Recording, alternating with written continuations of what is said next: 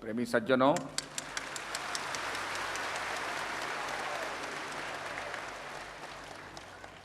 dear premies, by the grace of God, we are all here to attend this congregation, and so many people are sitting in this hall, and there is pin drop silence. There is peace in atmosphere. And this is so because there is peace in our hearts. When there is peace in our hearts, when there is peace in our mind, there is also peace in the ashram. And this is so because we are all talking about knowledge. We understand the importance of a spiritual teacher because the spiritual teacher is called Guru. Gu means darkness and Ru means light. One who takes you away from the darkness and one who gives you light is a true Guru. When we look at the stars, we see the stars glowing, we see the stars twinkling, we see the full moon, and we see the beauty of the moon. And we all say that we are looking at the stars and the moon, the Milky Way, so many stars in the sky, and they're all glowing. We see the light. But the person who has knowledge, he understands that the true light is of the sun. It is because of the sun that the moon is glowing. It is because of the sun the stars are twinkling. It is because of the sun that the light is traveling at 1860.00 miles per second. The sun is the source of light. But the people who have got knowledge, they understand that. So when we receive knowledge, we understand what is the source of light, what is the source of energy which is within us. We are the living temple of God. We are the living church of God. We are the living mosque of God. Within ourselves we have that primordial vibration. Within us we have the spirit. And to know the spirit, we have to go within ourselves.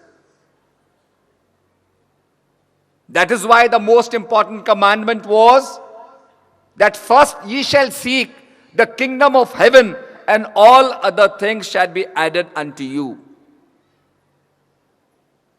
We are in this ashram called Premnagar Ashram, the ashram of love.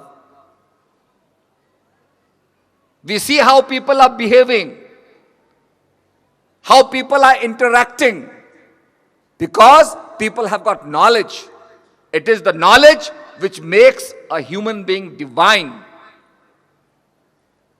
And once this knowledge spreads, once we also bring this knowledge into our hearts, we will be starting our journey towards divinity. The seed of an apple are within the apple. The seed of the mango is within the mango. It's not outside. The seeds of the fruit are in the fruit itself. And our seed is also within us. First ye shall seek the kingdom of heaven, and all other things shall be added unto you. So our first and foremost duty is to know ourselves, That is why even Socrates said, man, know thyself. We know so many things are unraveling. We are living in this age of knowledge. They have established a scientific nuclear laboratory in Switzerland, at the border of France and Switzerland. And they are experimenting on the Big Bang theory that is being unraveled. All the secrets and the mysteries of nature are at the verge of unraveling. They are opening up. But the spiritual teachers have also unraveled the mystery which is within you. We all believe in God. We all believe that God exists. We all believe that G-O-D, this word, where G stands for generator, O stands for operator, and D stands for destroyer, where all the energies of creation, anabolic, catabolic, where the cells are being developed, the cells are being sustained, and the cells are being destroyed. Where things are being created, sustained, and being destroyed. All these forces which are happening, they are happening within God. God is the energy. And we all believe this energy exists. Even Moses at the mountain, he speaks to Jehovah, he speaks to God. And he's asking Jehovah that I would like to see you, I would like to experience you. And Jehovah said that you cannot see me with these physical eyes. You have to have a spiritual eye. And then finally, Moses is seeing a burning bush. He sees Jehovah, God, in form of light. And God is light, and in him there is no darkness. And this is what the Gayatri Mantra also says. Om Bhurvaswa Tat Savitur Varenyam Bhargo Devasya Dhimahi Dhiyo Yo Na Parchodayat. That God is light.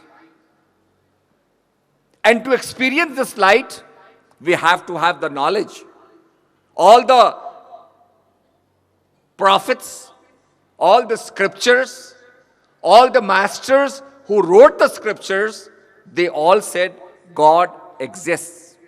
How did they know? How did they know that God exists? Because they experienced God. So there is a way, there is a method by which we can have the same experience. And this is what we are talking about. Because satsang is something where you precipitate. Something which is unwanted is left out. So in satsang, which is the most important thing, because in satsang we understand, for example, we eat so many salts. Many salts are white in color.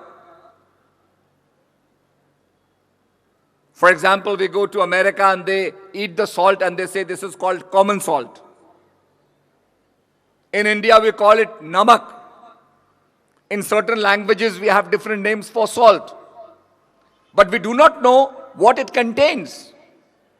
So we take the salt to a chemist, he examines it, and he says this is sodium chloride. And when he says this is sodium chloride, we understand that this salt contains sodium and chlorine, two elements. In the same way, there are many, many names of God, but the true spiritual teacher tells us the real name, the empirical. And when he tells the real name of God, we understand what God is. We have the experience of God. So you cannot have the experience of God without a spiritual teacher. You have to go to a spiritual teacher. And today, we are witnessing this most important event. Many people have come.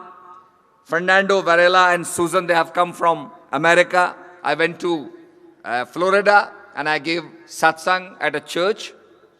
Many people are from the church here. Susan and Varela did not even see me, but they have come here to sing song and to celebrate this important pious occasion. So, Premi Sajjan,